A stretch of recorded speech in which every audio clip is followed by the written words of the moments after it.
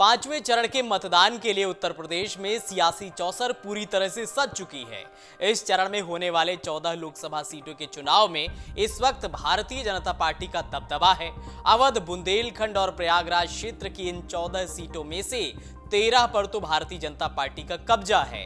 हालांकि जो माहौल 2014 से भारतीय जनता पार्टी के पक्ष में बना है, वह कभी विपक्ष के लिए इन सभी 14 सीटों पर 2014 से पहले बनता था। यही वजह है कि 20 मई को होने वाले मतदान में भारतीय जनता पार्टी जहां अपनी बादशाहत बरकरार रखने के लिए तैयारी में लगी है, वहीं विपक्ष भी इन सीटों के अपने पुराने इतिहास को दोहराने की कवायद में लगा है। केंद्रीय चुनाव आयोग के दस्तावेजों में दर्ज आंकड़े बताते हैं कि 2014 से पहले इन 14 सीटों पर सपा, बसपा, भाजपा और कांग्रेस के प्रत्याशियों की जीत होती रही है।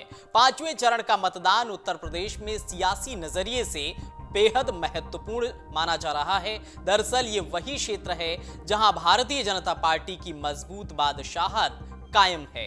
पांचवें चरण में लखनऊ, रायबरेली, मोहनलालगंज, अमेठी, फैजाबाद, कैसरगंज, बाराबंकी और गोंडा समेत जालौन, झांसी, हमीरपुर, बांदा, फतेहपुर और कौशाम्बी शामिल हैं।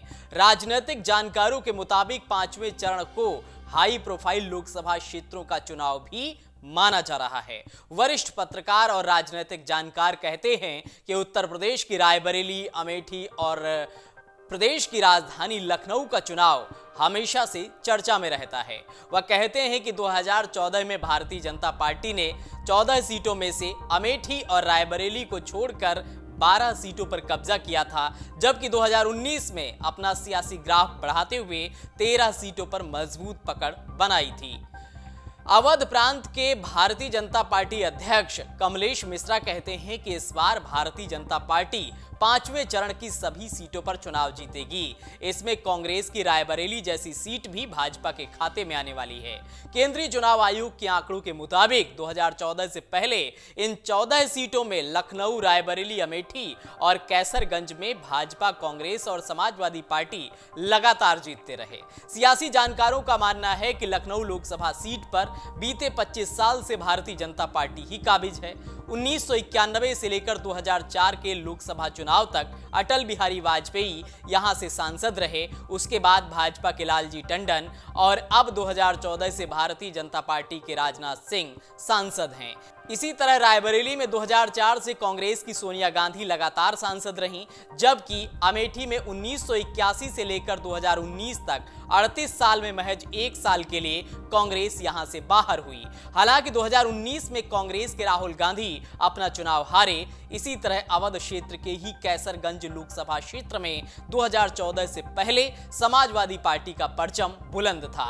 1996 से लेकर 2009 के लोकसभा चुनाव में समाजवादी पार्टी के बेनी प्रसाद वर्मा लगातार सांसद बने रहे।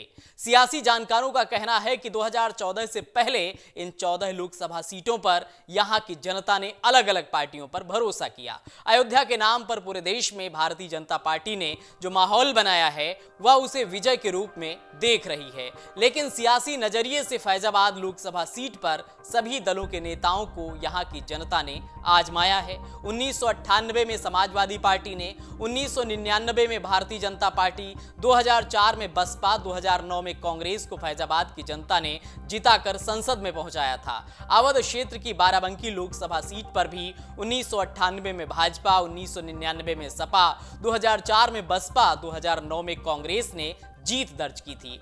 गोंडा लोकसभा सीट पर 1998 में समाजवादी पार्टी, 1999 में भारतीय जनता पार्टी, 2004 में समाजवादी पार्टी और 2009 में कांग्रेस ने यहां से चुनाव जीता था। सियासी जानकार कहते हैं कि अवध की इन सीटों पर भारतीय जनता पार्टी जहां 2014 के बाद बनी अपनी बादशाहत को बरकरार रखना चाहती है, वहीं समाजवादी पार्टी, बहुजन समाज पार्टी और कांग्रेस अपने पुराने इतिहास को दोहराना चाह रही है।